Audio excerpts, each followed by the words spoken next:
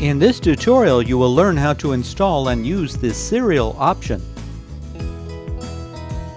Disconnect the DC power connector. Remove the option bay cover plate.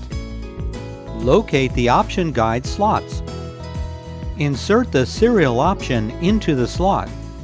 Push firmly to seat. Install the option bay cover plate.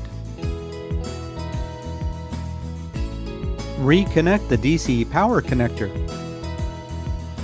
Connect a serial RS232 cable.